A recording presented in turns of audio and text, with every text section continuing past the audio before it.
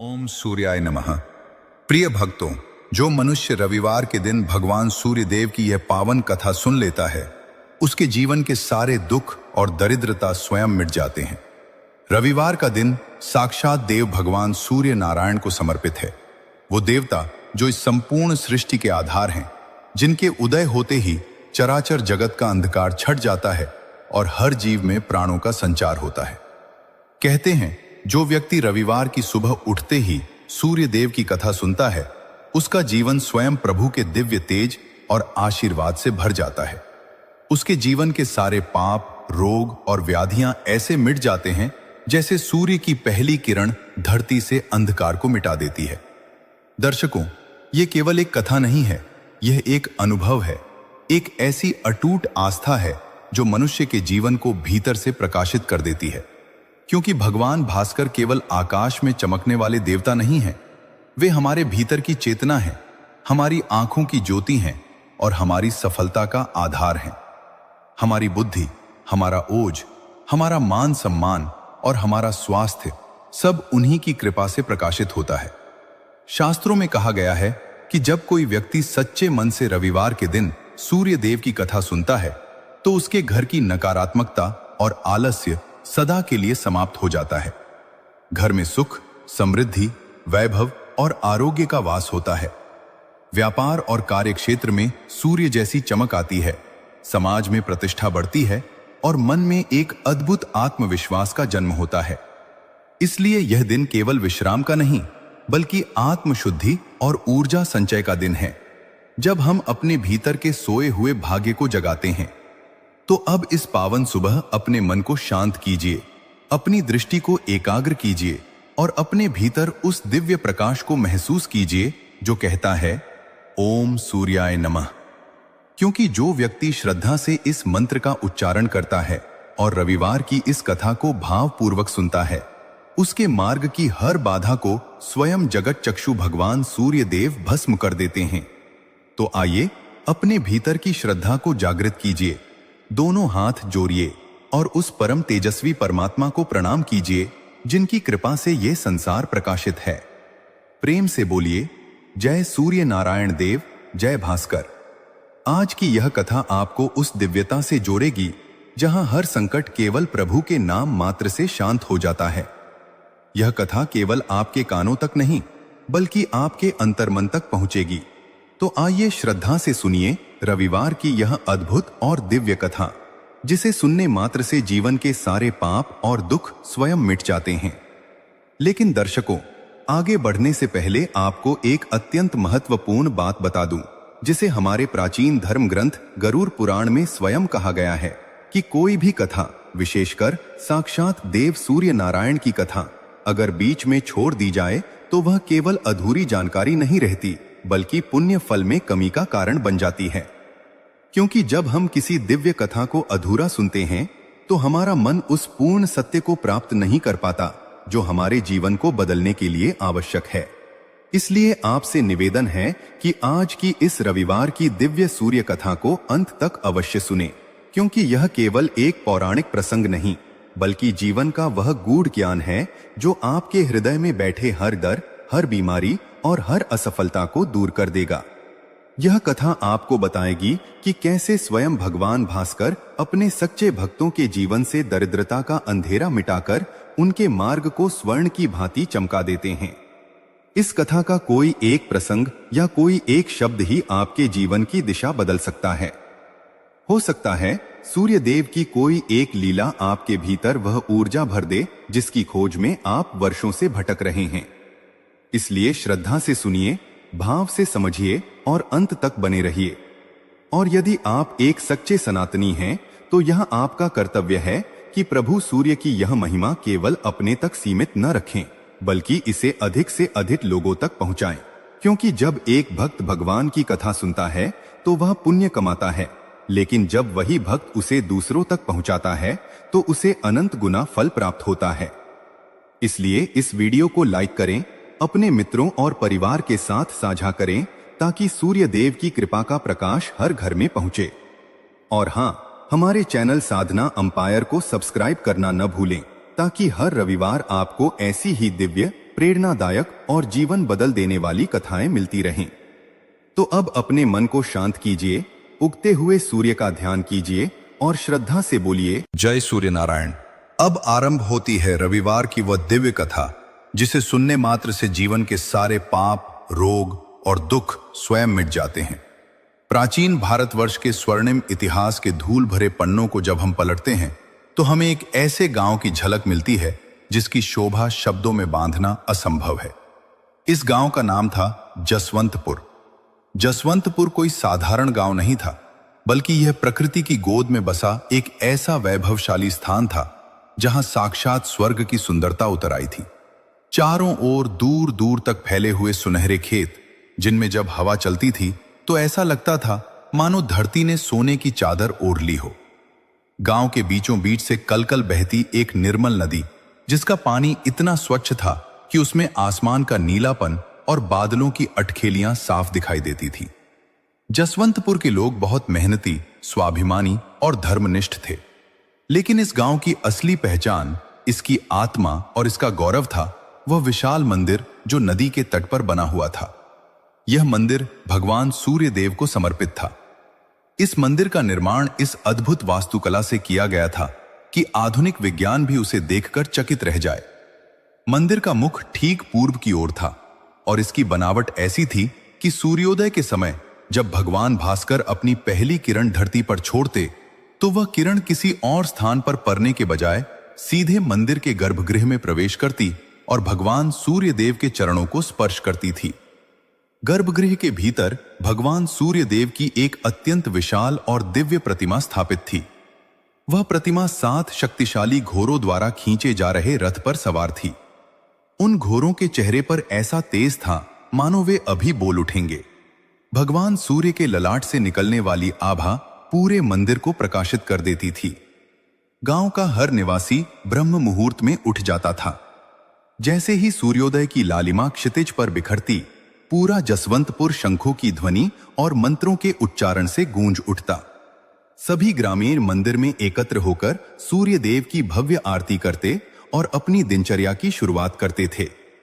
इसी वैभवशाली गांव के बाहरी छोर पर प्रकृति की हरियाली के बीच एक छोटा सा लेकिन बहुत सुंदर घर था। इस घर में 3 भाइयों का परिवार रहता था। इन तीनों भाइयों के नाम थे कैलाश, जयदेव और सूरज। इन तीनों भाइयों में इतना प्रेम था कि गांव के लोग उनकी मिसाल दिया करते थे।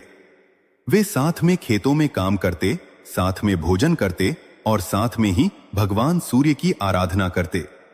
उनकी मेहनत का ही फल था कि उनके घर में कभी किसी चीज की कमी नहीं रही। उनकी एकता ही उनकी सबसे बड़ी शक्ति थी। समय अपनी गति से चलता रहा और परिवार में खुशियों का आगमन होने लगा। सबसे बड़े भाई कैलाश का विवाह हुआ। उनकी पत्नी का नाम था तारा। तारा देखने में तो साधारण थी, लेकिन उसका स्वभाव बहुत ही चंचल और मन में कुटिलता से भरा हुआ था। उसे दूसरों की प्रगति देखकर ईर्ष्या होती थी, लेकिन तीनों भाइयों की अटूट एकता के सामने उसकी एक न चलती थी। वह चाहकर भी उन भाइयों के बीच दरार नहीं डाल पाती थी, इसलिए उसने सही समय का इंतजार करने का फैसला किया। कुछ वर्षों के बाद दूसरे भाई जयदेव का भी विवाह तय हो गया। उनकी पत्नी का नाम था रूपा। रूपा अत्यंत सुंदर और बहुत ही गुणवती थी।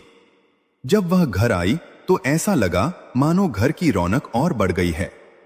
लेकिन दुर्भाग्यवश धीरे धीरे रूपा अपनी जेठानी तारा के प्रभाव में आने लगी। तारा ने अपनी मीठी बातों और कुटिल बुद्धि से रूपा के मन में भी जहर घोलना शुरू कर दिया। रूपा, जो पहले बहुत सरल थी, अब धीरे धीरे तारा के षड्यंत्रों का हिस्सा बनने लगी थी। फिर भी कैलाश, जयदेव और सूरज के बीच का जो आपसी प्रेम था वह हिमालय की तरह अडिग रहा। वे दोनों पत्नियां अंदर ही अंदर जलती थीं, पर भाइयों के सामने कुछ कह नहीं पाती थीं। वक्त गुजरता गया और अब सबसे छोटे भाई सूरज के विवाह की चर्चा होने लगी। सूरज न केवल मेहनती था, बल्कि वह भगवान सूर्य देव का अनन्य भक्त भी था। उसके चेहरे पर एक अलग ही शांत तेज रहता था। कैलाश और जयदेव ने निर्णय लिया कि वे सूरज के लिए दुनिया की सबसे सुंदर और गुणवती कन्या ढूंढ कर लाएंगे। वे दोनों भाई खुद दूर दूर के गांवों और नगरों में गए। कई महीनों की तलाश के बाद उन्हें एक ऐसी युवती मिली जो साक्षात लक्ष्मी का स्वरूप थी। उसका नाम था जयश्री। जयश्री न केवल सुंदर और रूपवती थी, बल्कि उसके संस्कार और उसकी वाणी में ऐसी मिठास थी कि जो भी उसे सुनता उसका मुरीद हो जाता। कैलाश और जयदेव बहुत खुश हुए। उन्होंने मन ही मन सोचा कि हमारी पत्नियां तारा और रूपा थोड़ी कुटिल बुद्धि की जरूर हैं, लेकिन हमारे छोटे भाई के लिए यह लड़की बिल्कुल योग्य है। बड़े धूमधाम से सूरज और जयश्री का विवाह संपन्न हुआ। जसवंतपुर में कई दिनों तक उत्सव मना। विवाह के बाद कुछ समय तक तो सब कुछ बहुत अच्छा चला। तारा और रूपा ने भी दिखावे के लिए जयश्री का स्वागत किया। समय बीतने के साथ कैलाश और जयदेव के घरों में संतानों का जन्म हुआ। घर बच्चों की किलकारियों से गूंज उठा। परिवार हंसता खेलता और समृद्ध था। पूरे गांव में उनके भरे पूरे परिवार की चर्चा होती थी। लेकिन जैसे जैसे साल बीतते गए, एक चिंता ने सूरज और जयश्री के जीवन में जगह बना ली। विवाह के कई वर्ष बीत जाने के बाद भी जयश्री की गोद सूनी थी। उसके कोई संतान नहीं हो रही थी। जहां तारा और रूपा के बच्चे आंगन में खेलते थे, वहीं जयश्री का कोना शांत रहता था। जयश्री भगवान सूर्य देव की परम भक्त थी। वह हर रोज ब्रह्म मुहूर्त में उठती, नदी में स्नान करती और उगते हुए सूर्य को जल अर्पित कर घंटों प्रार्थना करती। उसका अटूट विश्वास था कि एक न एक दिन उसके आराध्य उसकी पुकार जरूर सुनेंगे। परंतु तारा और रूपा के मन में छिपा हुआ द्वेष अब बाहर आने लगा था। वे दोनों अक्सर जयश्री को ताने मारती। वे कहती, बड़ी चली आई सुबह सुबह नहा धोकर भक्ति करने। भगवान भी उसे ही फल देते हैं जिसका भाग्य अच्छा हो। वे उसे बांझ कहकर अपमानित करने का कोई मौका नहीं छोड़ती थीं। लेकिन जयश्री बड़ी ही शांत और तीक्ष्ण बुद्धि वाली थी।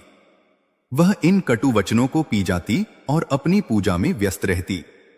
सूरज अपनी पत्नी का बहुत सम्मान करता था और उसके इस दुख में बराबर का सहभागी था।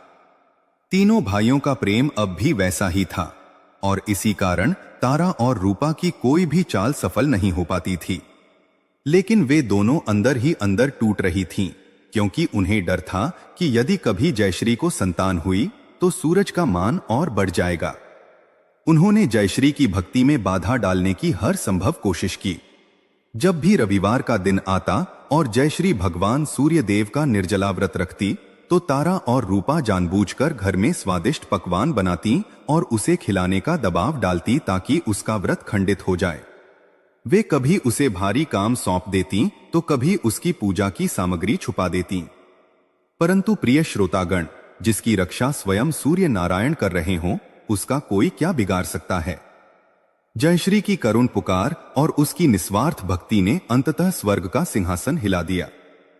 कई वर्षों के कठिन तप और अपमान सहने के बाद भगवान सूर्य देव ने उसकी पुकार सुन ली। जयश्री गर्भवती हुई। यह समाचार सुनते ही तारा और रूपा के पैरों तले जमीन खिसक गई। उनके मन का अंधेरा और गहरा हो गया।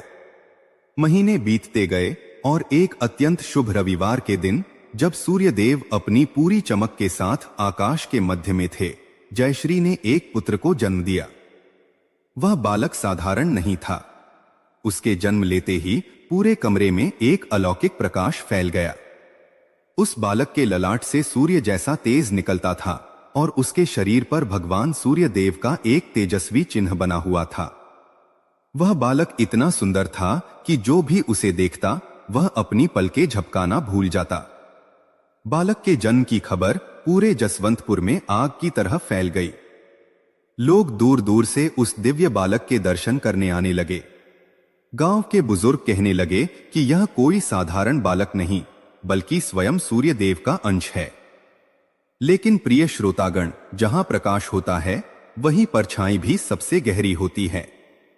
जयश्री की यह खुशी तारा और रूपा के लिए किसी शूल की तरह चुभ रही थी। उनके मन में अब केवल एक ही विचार था, इस बालक को खत्म करना। उन्होंने पहले तो चुपचाप जहर का सहारा लिया। तारा ने दूध के अंदर कालकूट जहर मिलाकर जयश्री के पास भेजा ताकि बालक उसे पिए और सदा के लिए सो जाए। लेकिन जैसे ही वह दूध बालक के होठों को छूने वाला था, वह अपने आप ही शुद्ध अमृत में बदल गया। बालक और भी ज्यादा चमकने लगा। उनकी हर कोशिश, हर षड्यंत्र विफल हो रहा था। अब वे दोनों बुरी तरह बौखला गई थीं। ईर्ष्या की आग ने उन्हें इतना अंधा कर दिया था कि वे भूल गई थीं कि वे किसका विनाश करना चाहती हैं। उन्होंने तय किया कि वे कुछ ऐसा करेंगी जिसे सोचकर ही किसी भी मां का कलेजा फट जाए। उन्होंने एक अत्यंत हृदय विदारक और भयानक योजना बनाई।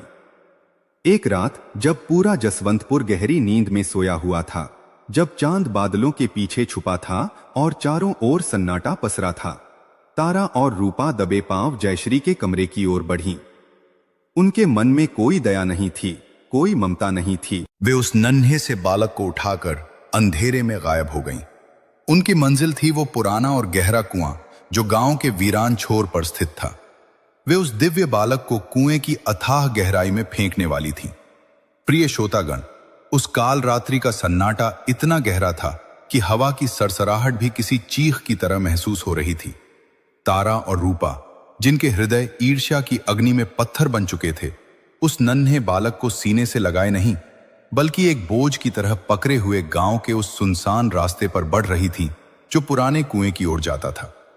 वो कुआं बरसों से वीरान पड़ा था, जिसके चारों ओर कटीली झाड़ियां और सघन अंधकार का बसेरा था। गांव वाले कहते थे कि उस कुएं की गहराई का कोई अंत नहीं है। जब वे दोनों कुएं के मुहाने पर पहुंची तो उस नन्हे बालक ने अचानक अपनी आंखें खोल दी।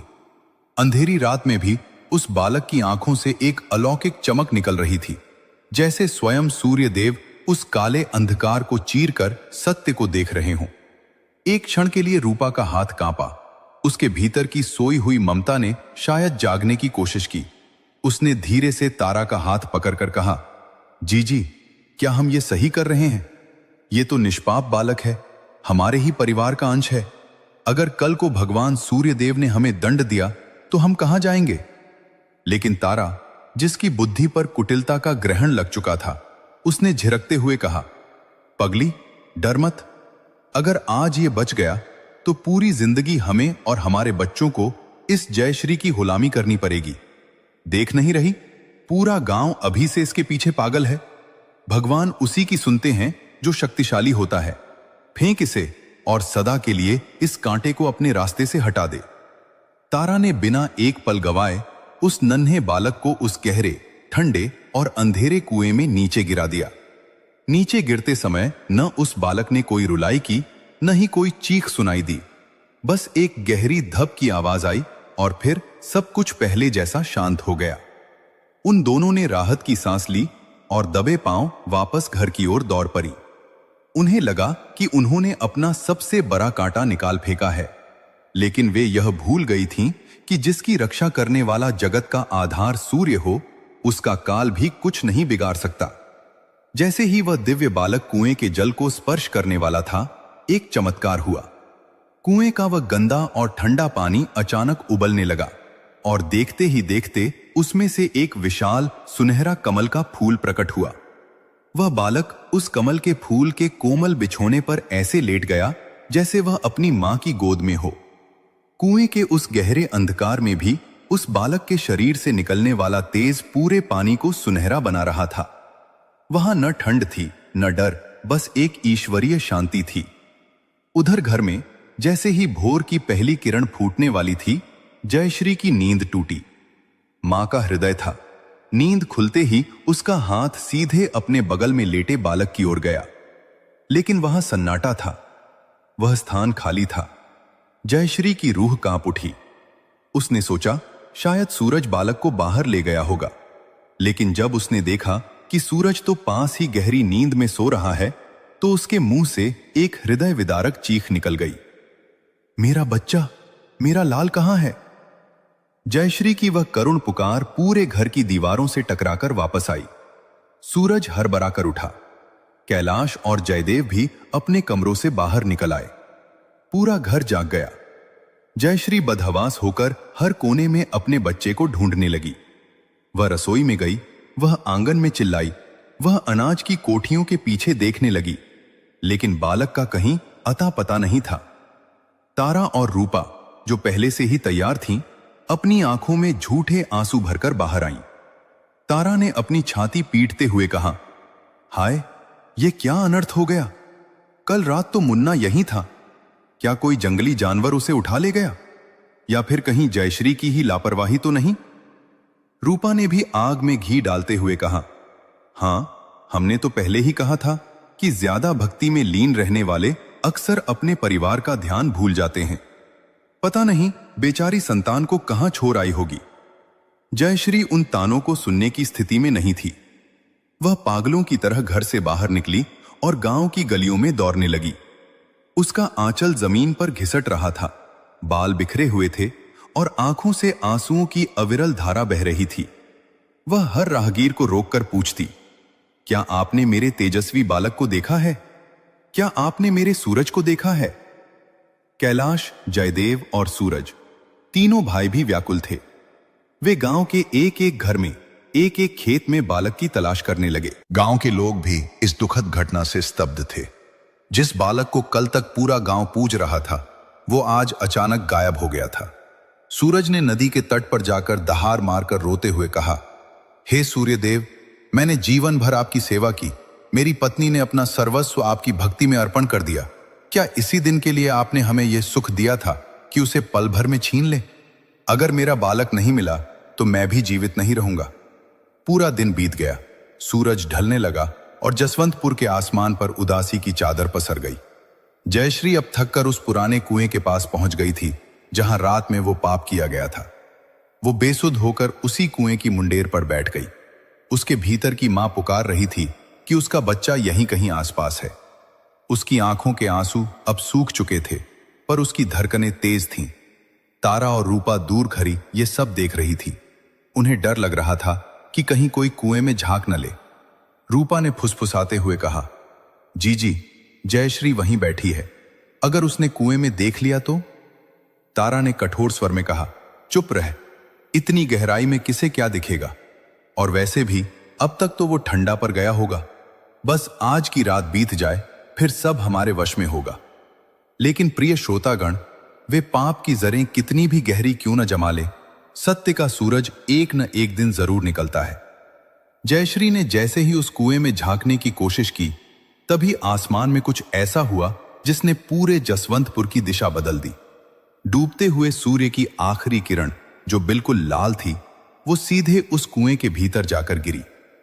प्रिय श्रोतागण, जैसे ही वो लाल किरण कुएं की गहराई में समाई, वहां का दृश्य ही बदल गया। कुएं के भीतर से उठता हुआ वो दिव्य प्रकाश पुंज धीरे धीरे ऊपर की ओर आने लगा। जयश्री की सांसें थमी हुई थीं। उसकी आंखें उस उजाले को निहार रही थीं जो धीरे धीरे कुएं के मुहाने तक पहुंच रहा था।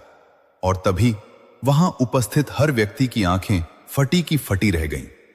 कुएं की गहराई से एक विशाल और अत्यंत सुंदर स्वर्ण कमल ऊपर की ओर तैरता हुआ आ रहा था। उस कमल की पंखुड़ियों से एक अलौकिक सुगंध निकल रही थी जिसने पूरे वातावरण को पवित्र कर दिया था। और उस कमल के बिल्कुल मध्य में वो नन्हा बालक लेटा हुआ था। वो रो नहीं रहा था, बल्कि उसके चेहरे पर एक ऐसी दिव्य मुस्कान थी जैसे वह साक्षात सूर्यदेव की गोद में खेल रहा हो। बालक का शरीर स्वर्ण की भांति दमक रहा था और उसके ललाट पर बना वो सूर्य का चिन्ह अब और भी अधिक तेजस्वी हो गया था। जयश्री के मुंह से शब्द नहीं निकले, बस उसकी ममता उमड़ पड़ी। उसने आगे बढ़कर अपने कलेजे के टुकड़े को उस कमल के आसन से उठा लिया। जैसे ही उसने बालक को छुआ, उसे महसूस हुआ कि बालक का शरीर ठंडा नहीं, बल्कि उसमें एक सुखद गर्माहट थी, जैसे सर्दी की सुबह में सूरज की पहली किरण शरीर को सुकून देती है। जयश्री ने उसे सीने से लगा लिया और फफक फफक कर रो पड़ी। ये दुख के आंसू नहीं थे, ये उस अटूट विश्वास की जीत के आंसू थे जिसने मौत को भी मात दे दी थी। इतने में सूरज, कैलाश और जयदेव भी वहां पहुंच गए। गांव के सैकड़ों लोग मशालें लेकर उस वीरान कुएं के पास एकत्र हो गए थे। सबने अपनी आंखों से वह दृश्य देखा। एक बालक जो गहरी मौत के मुंह से हंसता हुआ वापस आया था। गांव के लोग जय जयकार करने लगे। जय सूर्यदेव, धन्य है ये बालक और धन्य है इसकी मां की भक्ति। लेकिन प्रिय श्रोतागण, जहां भक्ति अपना चमत्कार दिखा रही थी, वहीं पाप की छाया अभी भी अपना खेल खेल रही थी। तारा और रूपा, जो भीड़ के पीछे छिपी हुई थीं, डर से थर थर कांप रही थीं। उन्हें लगा था कि उनका रहस्य खुल जाएगा, लेकिन उनकी कुटिल बुद्धि अभी भी शांत नहीं हुई थी। तारा ने देखा कि गांव वाले इस चमत्कार से प्रभावित हैं, तो उसने तुरंत अपनी चाल बदल दी। वो भीड़ को चीरती हुई आगे आई और अपनी आंखों में बनावटी खौफ भरकर चिल्लाई, रुको, कोई इस बालक के पास मत जाओ, ये कोई चमत्कार नहीं, ये कोई माया है। पूरे गांव में सन्नाटा छा गया।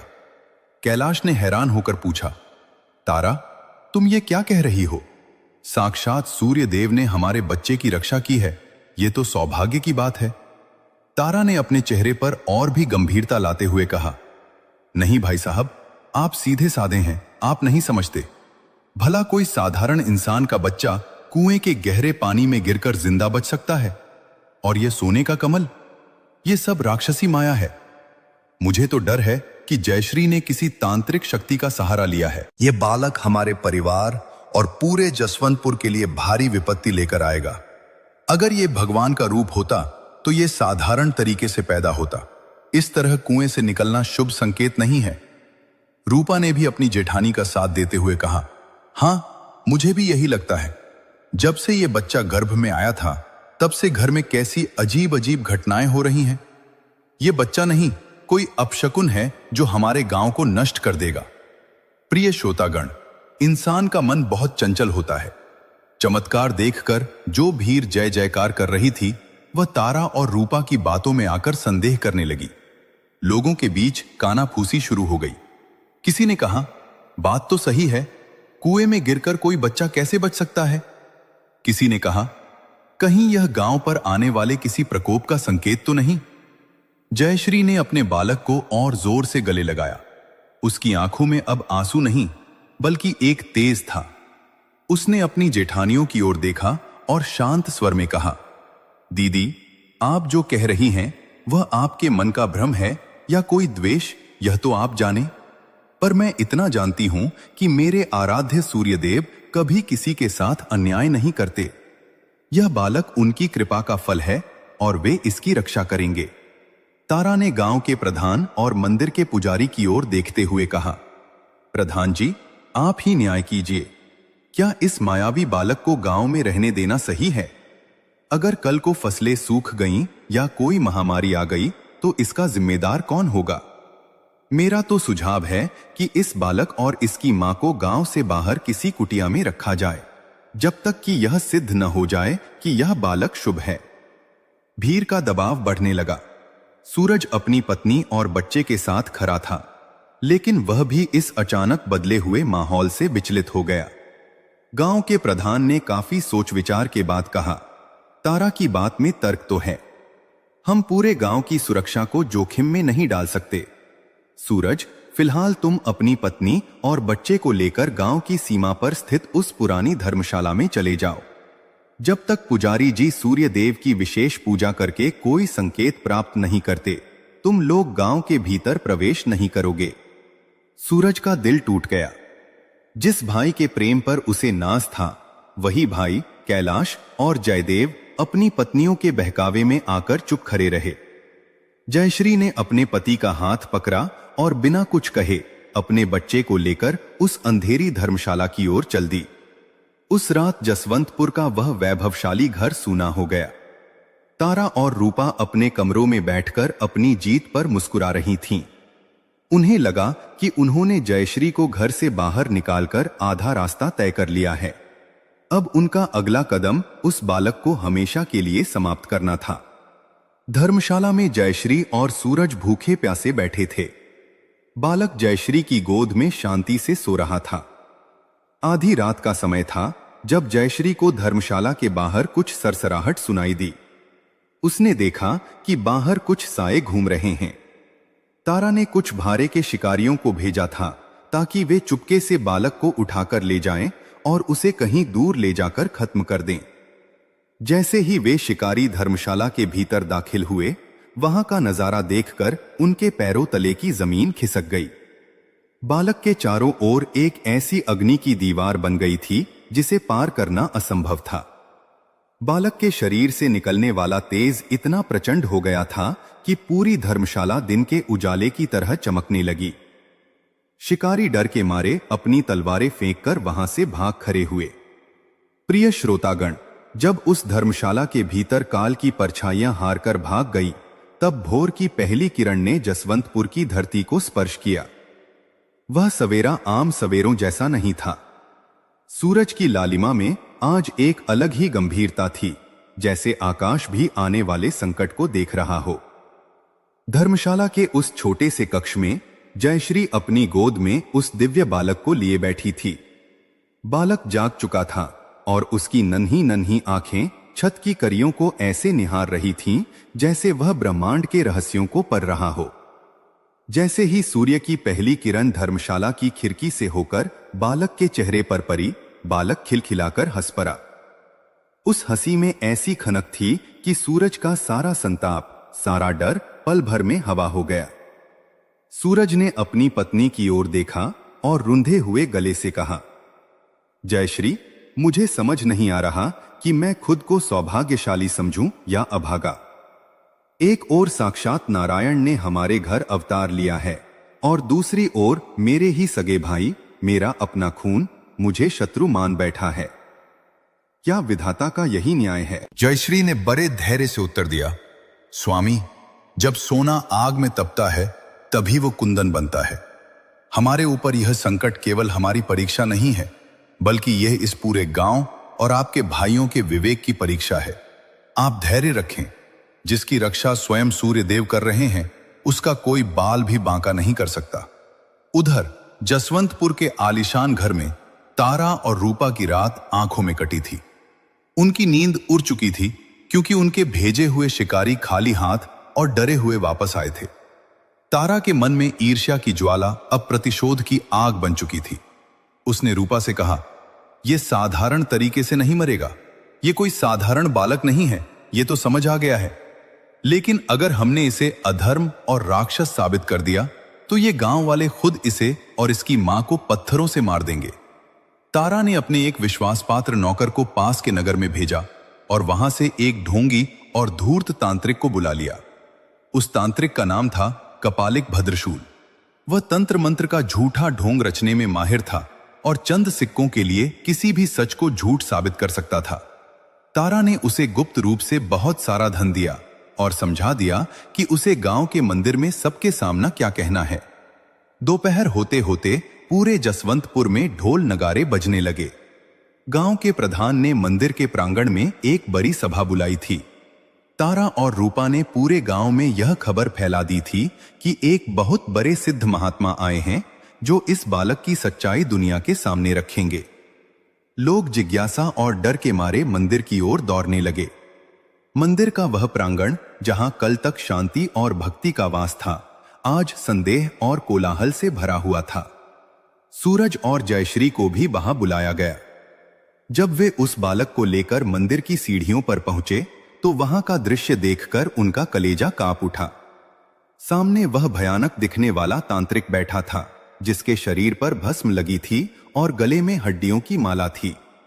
उसके चारों ओर धुआं उठ रहा था। जैसे ही जयश्री वहां पहुंची, उस तांत्रिक ने एक जोर का अट्टहास किया, जिससे बच्चे भी डर के मारे अपनी मांओं से लिपट गए। तांत्रिक चिल्लाया, सावधान जसवंतपुर के निवासियों, तुम जिसे दिव्य बालक समझ रहे हो, वह वास्तव में इस गांव के विनाश का कारण है। यह कोई देवता नहीं, बल्कि एक छल कपट से भरा असुर है, जिसने एक साध्वी स्त्री के गर्भ को अपवित्र किया है। देखो इसकी आंखों में, देखो इसके ललाट के तेज को। यह तेज नहीं, बल्कि नरक की अग्नि है जो बहुत जल्द तुम्हारे घरों को राख कर देगी। तांत्रिक की इन बातों ने गांव वालों के मन में बैठे डर को और गहरा कर दिया। लोग शोर मचाने लगे। तारा ने आगे बढ़कर कहा, महात्मा, आप ही बताइए कि हम क्या करें। हमने तो इसे अपने घर में पनाह दी थी, लेकिन हमें क्या पता था कि यह कुलघाती निकलेगा। जयश्री की आंखों में क्रोध की चिंगारी चमकी। वह आगे बढ़ी और गरजते हुए बोली, झूठ, यह सब सफेद झूठ है। तुम कौन होते हो मेरे बालक को असुर कहने वाले? क्या तुमने कभी भगवान सूर्य की आंखों में झांक कर देखा है? यह बालक उनका प्रसाद है, उनकी कृपा है। तांत्रिक भद्रशूल ने एक धूर्त मुस्कान के साथ कहा, अगर यह देवता का अंश है तो इसका प्रमाण देना होगा। हमारे धर्म ग्रंथों में लिखा है कि सत्य कभी नहीं जलता। अगर यह बालक दिव्य है तो इसे एक ऐसी परीक्षा से गुजरना होगा जिसे कोई साधारण मनुष्य या असुर पार नहीं कर सकता। पूरे प्रांगण में सन्नाटा छा गया। कैलाश और जयदेव भी वहां खड़े थे। उनके मन में भी दुविधा थी। तारा ने पूछा, कैसी परीक्षा महात्मा? तांत्रिक ने एक जलते हुए हवन कुंड की ओर इशारा किया और कहा, इस बालक को इस जलती हुई अग्नि के बीच रखना होगा। यदि यह सूर्य का पुत्र है तो अग्नि इसे शीतल चंदन की तरह महसूस होगी, लेकिन यदि यह असुर है तो अग्नि इसे क्षण भर में भस्म कर देगी और इसके साथ ही इस गांव का सारा पाप भी मिट जाएगा। यह सुनते ही जयश्री के हाथ से बालक लगभग छूटते छूटते बचा। सूरज चिल्लाया, नहीं, यह असंभव है, यह साक्षात हत्या है। प्रधान जी, आप यह होने नहीं दे सकते। लेकिन गांव वाले अब तांत्रिक के वश में थे। वे चिल्लाने लगे, परीक्षा होनी चाहिए। अगर यह सच्चा है तो डरेगा क्यों? तारा और रूपा के चेहरों पर एक कुटिल चमक थी। उन्हें विश्वास था कि आग में गिरते ही वह बालक समाप्त हो जाएगा और जयश्री का अहंकार भी चूर चूर हो जाएगा। जयश्री ने अपने बालक को कसकर पकड़ लिया। उसकी ममता ललकार रही थी, लेकिन चारों ओर खड़े लोग उसे घेर चुके थे। तांत्रिक ने आग को और प्रज्वलित किया। लपटें ऊंची उठने लगी। जयश्री ने मंदिर में स्थापित भगवान सूर्य देव की विशाल प्रतिमा की ओर देखा। उसकी आंखों से अब आंसू नहीं बह रहे थे, बल्कि उनमें एक दृढ़ संकल्प था। उसने सूरज का हाथ पकड़ा और कहा, स्वामी, आज मेरी ममता की नहीं बल्कि मेरी भक्ति की परीक्षा है। अगर मैंने सच्चे मन से भगवान सूर्य की आराधना की है, अगर मेरा पतिव्रत धर्म अटल है, तो यह आग मेरा और मेरे बच्चे का कुछ नहीं बिगाड़ पाएगी। जयश्री उस धधकती हुई अग्नि की ओर बढ़ने लगी। हर कदम पर उसके पैर कांप रहे थे, लेकिन उसका मन अटूट था। तारा ने मन ही मन सोचा, बस अब कुछ ही पल की बात है, फिर जसवंतपुर से इस जयश्री का नामो निशान मिट जाएगा। जैसे ही जयश्री उस अग्नि के बिल्कुल पास पहुंची और अपने बालक को उस धधकते हुए कुंड में डालने के लिए हाथ आगे बढ़ाए, तभी जसवंतपुर के आसमान में एक भयानक गर्जना हुई।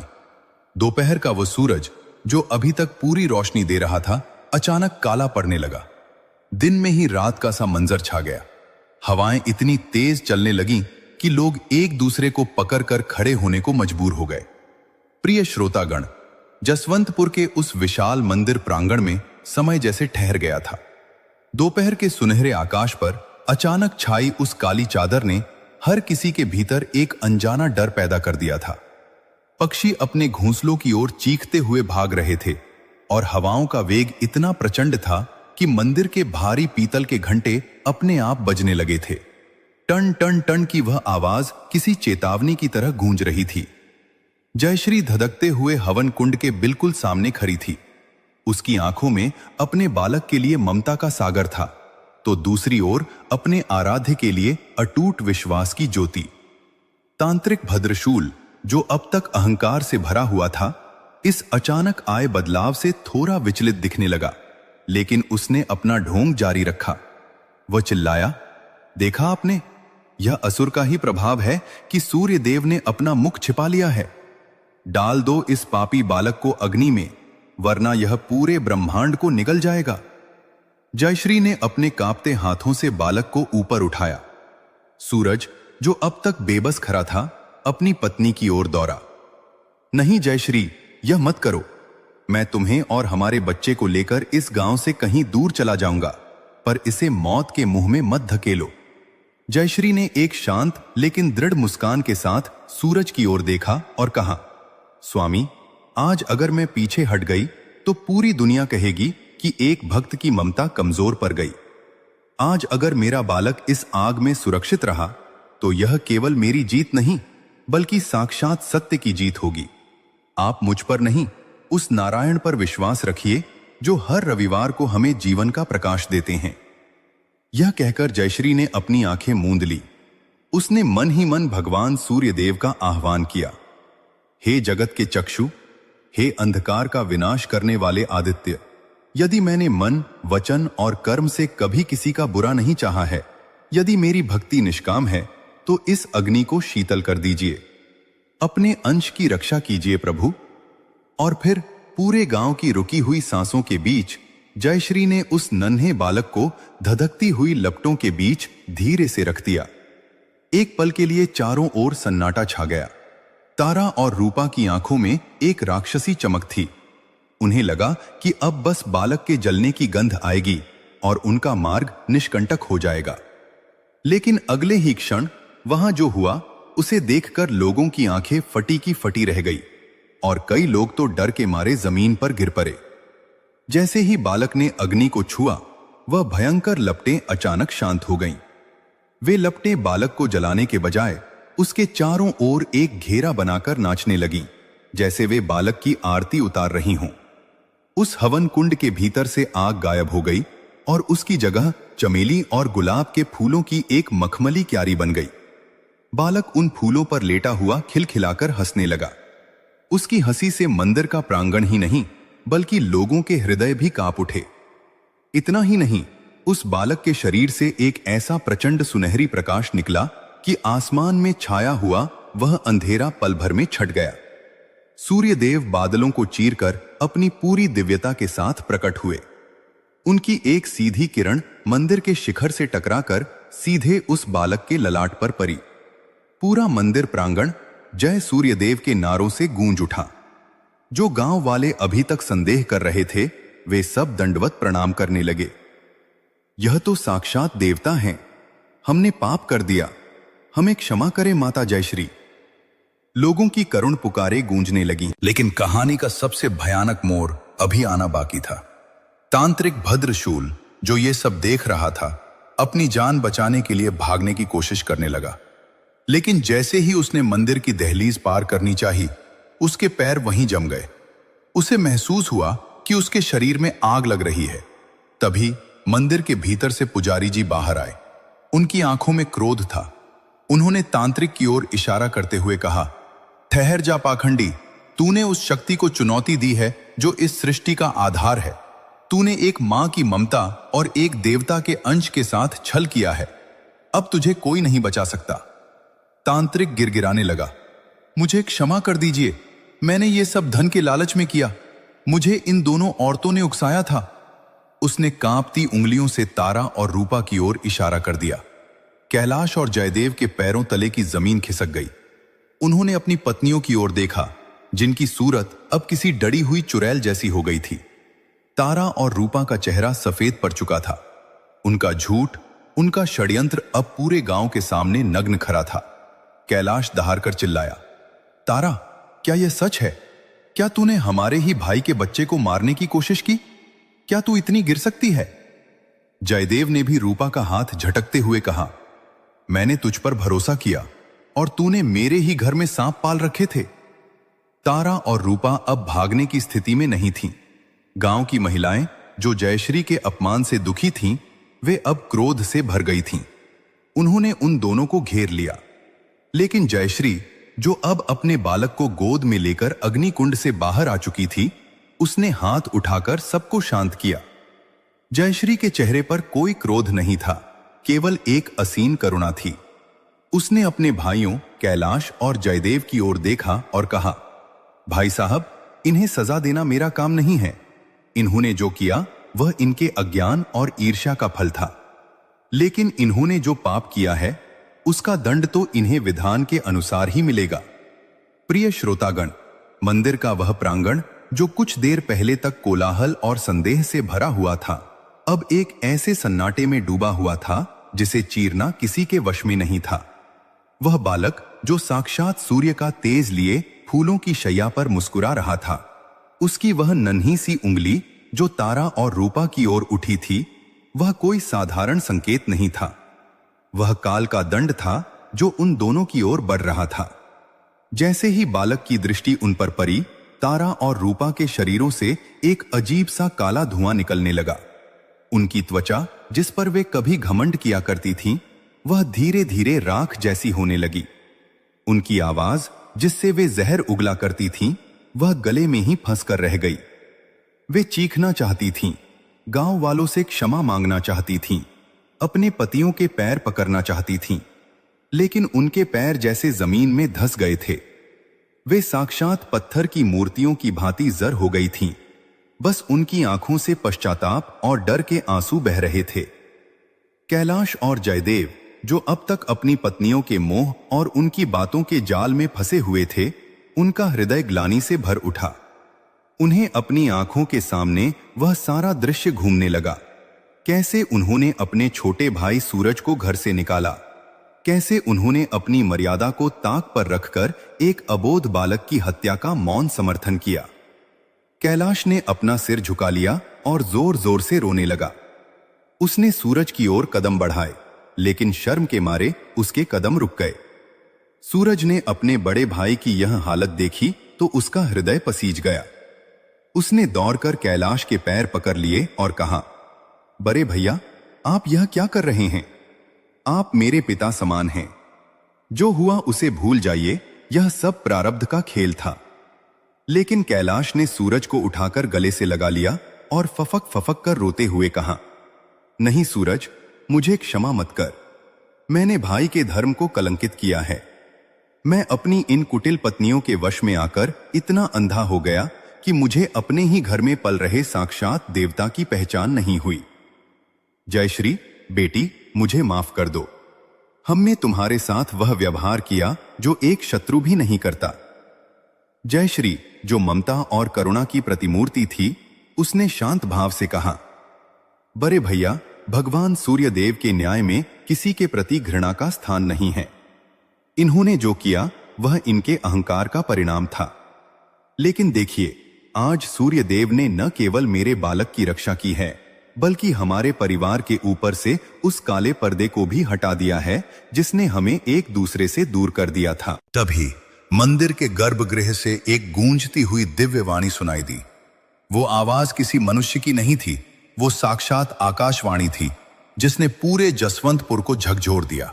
उस वाणी ने कहा, हे जसवंतपुर के निवासियों, सत्य को कभी झुटलाया नहीं जा सकता। जो भक्ति और विश्वास के मार्ग पर चलते हैं, उनकी रक्षा के लिए स्वयं ब्रह्मांड की शक्तियां उतर आती हैं। तारा और रूपा ने जो अपराध किया है वो अक्षम्य है, लेकिन जयश्री की अटूट भक्ति और उसकी करुणा ने उनके प्राणों की रक्षा की है। अब से ये दोनों गांव की सीमा पर स्थित उसी पुरानी धर्मशाला में रहेंगी और जीवन भर सूर्य देव की सेवा करेंगी। जब इनका हृदय पूरी तरह शुद्ध हो जाएगा और ईर्ष्या का अंतिम अंश भी जलकर राख हो जाएगा, तभी इन्हें इस दंड से मुक्ति मिलेगी। वाणी के शांत होते ही तारा और रूपा के शरीरों की वो जड़ता खत्म हुई, लेकिन उनके चेहरों का तेज सदा के लिए चला गया था। वे अब साधारण महिलाएं नहीं लग रही थीं, बल्कि पश्चाताप की अग्नि में जलती हुई दो आत्माएं लग रही थीं। वे बिना कुछ कहे, सिर झुकाए भीड़ के बीच से निकल गईं। गांव वालों ने उनके लिए रास्ता छोड़ दिया, लेकिन उनकी आंखों में अब उनके प्रति घृणा नहीं, बल्कि एक सीख थी। पूरे गांव में अब उत्सव जैसा माहौल था। पुजारी जी ने उस दिव्य बालक को अपनी गोद में लिया और मंदिर के भीतर ले गए। वहां भगवान सूर्य देव की प्रतिमा के चरणों में उस बालक को बिठाया गया। आश्चर्य की बात यह थी कि जैसे ही बालक वहां बैठा, मंदिर की वह विशाल प्रतिमा हल्की सी झुकी, मानो साक्षात नारायण अपने अंश को आशीर्वाद दे रहे हों। पूरे जसवंतपुर में घी के दिए जलाए गए। वो रविवार का दिन इतिहास में दर्ज हो गया। सूरज और जयश्री को ससम्मान उनके घर वापस लाया गया। वो घर जो ईर्ष्या और कलह के कारण खंडहर जैसा महसूस होने लगा था, अब जयश्री की भक्ति और उस बालक की किलकारियों से फिर से स्वर्ग बन गया था। कैलाश और जयदेव ने प्रतिज्ञा की कि वे अब अपना शेष जीवन भगवान सूर्य की सेवा और अपने भाइयों की एकता को बनाए रखने में बिताएंगे। उन्होंने गांव के मंदिर के जीर्णोद्धार का संकल्प लिया। बालक का नाम आदित्य रखा गया, जिसका अर्थ होता है सूर्य। जैसे जैसे आदित्य बड़ा होने लगा, उसके चमत्कार और भी बढ़ने लगे। कहते हैं कि जिस खेत में उसके कदम पड़ते, वहां की फसल कभी नहीं सूखती थी। जिस रोगी को वह छू लेता, उसकी बरसों पुरानी बीमारी गायब हो जाती। जसवंतपुर अब केवल एक गांव नहीं रहा था, वह एक तीर्थ बन चुका था। दूर दूर से लोग उस दिव्य बालक के दर्शन करने और जयश्री की उस पावन कथा को सुनने आते थे। प्रिय श्रोतागण, समय की धारा अपनी गति से बहती रही और जसवंतपुर की माटी में खुशहाली की जरें और भी गहरी होती चली गईं। कई वर्ष बीत चुके थे। वह नन्हा बालक आदित्य अब एक तेजस्वी किशोर बन चुका था। उसके व्यक्तित्व में ऐसी चुंबकीय शक्ति थी कि जो भी उसे देखता उसके मन का संताप पल भर में मिट जाता। जसवंतपुर अब केवल एक गांव नहीं बल्कि एक सिद्ध स्थान बन चुका था, जहां अधर्म की छाया पड़ने से भी कतराती थी। कैलाश, जयदेव और सूरज का परिवार फिर से एक हो चुका था और जयश्री की भक्ति ने उस घर को एक जीवंत मंदिर बना दिया था। लेकिन प्रिय श्रोतागण, नियति की अपनी योजनाएं होती हैं और भक्ति की अंतिम परीक्षा अभी शेष थी। एक वर्ष ऐसा आया जब जसवंतपुर के ऊपर विपदा के काले बादल मंडराने लगे। लेकिन वे बादल बारिश के नहीं थे, बल्कि वे तो सूरज की रोशनी को निगलने आए थे। आषाढ़ का महीना था, लेकिन एक सुबह जब गांव वाले जागे तो उन्होंने देखा कि सूरज निकला ही नहीं। चारों ओर एक अजीब सा पीला अंधकार छाया हुआ था। पंछी चहचहाने के बजाय डरे हुए थे। एक दिन बीता, 2 दिन बीते और फिर सप्ताह बीत गया, लेकिन जसवंतपुर की धरती पर सूर्य की एक किरण भी नहीं पड़ी। बिना धूप के फसलें पीली पड़कर खेतों में ही दम तोड़ने लगीं। नदी का पानी ठंडा और काला पड़ गया। गांव के पशु व्याकुल होकर मरने लगे। जसवंतपुर के वैभव को जैसे किसी की बुरी नजर लग गई थी। गांव के बुजुर्ग कहने लगे कि यह महाग्रहण है जो इस गांव की खुशहाली को निगलने आया है। लोग डर के मारे फिर से मंदिर में एकत्र होने लगे। पुजारी जी ने बहुत पूजा अर्चना की, लेकिन आकाश से उस घने कोहरे की चादर नहीं हटी। जसवंतपुर में हाहाकार मच गया। तभी उस पुरानी धर्मशाला से 2 बूढ़ी और जर्जर महिलाएं बाहर निकली। वे कोई और नहीं बल्कि तारा और रूपा थीं। वर्षों के पश्चाताप और सेवा ने उनके भीतर के अहंकार को भस्म कर दिया था। वे घिसटती हुई मंदिर की सीढ़ियों तक पहुंची। उनके शरीर पर अब कोई तेज नहीं था, पर उनकी आंखों में सत्य की पहचान थी। उन्होंने गांव वालों के बीच खड़े होकर कांपती आवाज में कहा, यह विपदा किसी बाहरी शक्ति की नहीं, बल्कि हमारे उस पाप का अवशेष है जो हमने वर्षों पहले किया था। जब तक इस गांव का सबसे बड़ा भक्त स्वयं को पूर्ण रूप से समर्पित नहीं करेगा, यह अंधकार नहीं छटेगा। भीड़ में सन्नाटा छा गया। तभी आदित्य, जो अब साक्षात भगवान सूर्य का प्रतिबिंब लग रहा था, आगे आया। उसने अपनी माता जयश्री और पिता सूरज के पैर छुए। जयश्री की आंखों में ममता के आंसू थे, पर उसके मन में अपने पुत्र की दिव्यता पर विश्वास था। आदित्य ने गांव वालों की ओर देखा और कहा, प्रिय ग्रामवासियों, सूर्य देव कभी अपने भक्तों का साथ नहीं छोड़ते। ये अंधकार केवल ये याद दिलाने आया है कि प्रकाश की कीमत क्या है। आज मैं अपने रक्त और अपनी आत्मा के उस अंश को, जो मुझे भगवान भास्कर से मिला है, इस गांव की रक्षा के लिए समर्पित करता हूं। आदित्य मंदिर के सबसे ऊंचे शिखर पर चढ़ गया। उसने पद्मासन लगाया और अपनी आंखें मूंद ली। वो साक्षात समाधि में चला गया। तभी एक अद्भुत दृश्य हुआ। आदित्य के हृदय स्थल से एक छोटा सा प्रकाश का पुंज निकला। वो पुंज धीरे धीरे बड़ा होने लगा। देखते ही देखते आदित्य का पूरा शरीर जलते हुए सूर्य की तरह चमक उठा। वो प्रकाश इतना प्रचंड था कि आसमान में फैला हुआ वो काला कोहरा और जहरीली धुंध उस रोशनी के सामने टिक नहीं पाई। जैसे ही आदित्य ने एक महान हुंकार भरी, आकाश की वह काली चादर तार तार हो गई। सूर्य की किरणें सीधे आदित्य के शरीर से टकराकर पूरे जसवंतपुर में फैल गईं। धरती का कोना कोना चमक उठा। खेत फिर से लहलहाने लगे और नदी का पानी स्वर्ण की तरह चमकने लगा। लेकिन जैसे ही यह चमत्कार हुआ, आदित्य अचेत होकर शिखर से नीचे गिरने लगा। जयश्री और सूरज दहाड़ मारकर दौड़े, लेकिन इससे पहले कि आदित्य जमीन को छूता, साक्षात भगवान सूर्य देव का रथ आकाश से नीचे उतरा। उस रथ की चमक इतनी तेज थी कि लोगों ने अपनी आंखें मूंद ली। स्वयं भगवान सूर्य नारायण ने आदित्य को अपनी गोद में थाम लिया। पूरा जसवंतपुर उस अलौकिक दृश्य का साक्षी बना।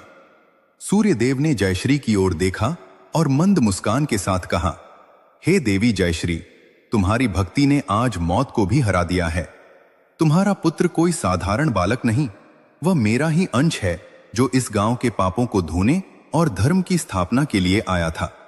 आज से यह गांव सूर्यपुर के नाम से जाना जाएगा। तुम्हारी ममता और आदित्य के त्याग के कारण यहां कभी अकाल या दुख का वास नहीं होगा। भगवान सूर्यदेव ने अपनी दृष्टि तारा और रूपा पर डाली। उन्होंने कहा, तुम दोनों का पश्चाताप पूरा हुआ।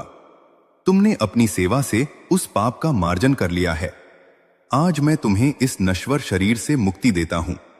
देखते ही देखते तारा और रूपा के शरीर दो दिव्य ज्योतियों में बदल गए और सूर्यदेव के रथ में समा गए। भगवान सूर्यदेव ने आदित्य को वापस जयश्री की गोद में रख दिया। आदित्य की सांसें फिर से चलने लगीं। वो धीरे से मुस्कुराया और बोला, मां, देखो, सूरज फिर से निकल आया। प्रिय श्रोतागण, वह दिन जसवंतपुर के लिए केवल एक जीत नहीं थी, बल्कि यह सत्य, धैर्य और भक्ति की पराकाष्ठा थी।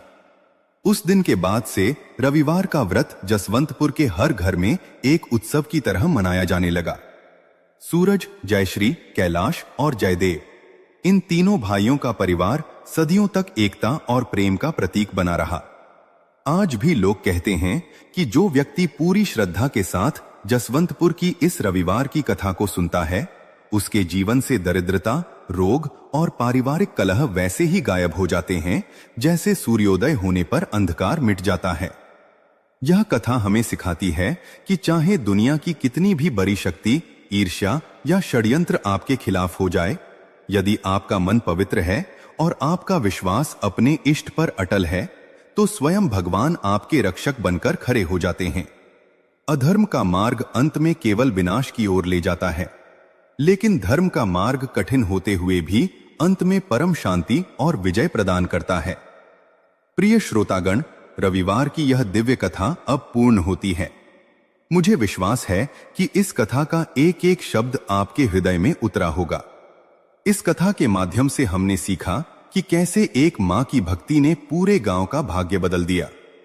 अगर आपको यह कथा अच्छी लगी हो तो इसे केवल अपने तक न रखें, इसे अपने मित्रों, परिवार और उन लोगों के साथ साझा करें जिन्हें जीवन में प्रकाश की आवश्यकता है। भगवान सूर्यदेव आप सभी के जीवन में स्वास्थ्य, यश और सौभाग्य लेकर आएं। आपके घर के क्लेश मिटें और आपकी हर मनोकामना पूरी हो। यदि आपने अभी तक हमारे चैनल साधना अंपायर को सब्सक्राइब नहीं किया है तो अभी कर लें, ताकि ऐसी ही धर्म और अध्यात्म से जुड़ी दिव्य कथाएं आपको हर रविवार और शनिवार मिलती रहें। इस वीडियो को लाइक करें और कमेंट बॉक्स में अपनी पूरी श्रद्धा के साथ जय सूर्यदेव और जय बजरंगबली अवश्य लिखें। आपकी एक छोटी सी हाजिरी आपके जीवन में बड़ा परिवर्तन ला सकती है। अब हम अपनी वाणी को यहीं विराम देते हैं। अगले सप्ताह फिर मिलेंगे एक नई दिव्य कथा और नए आध्यात्मिक अनुभव के साथ। तब तक के लिए भगवान सूर्य नारायण का ध्यान करते रहें और अपने भीतर के प्रकाश को जगाए रखें।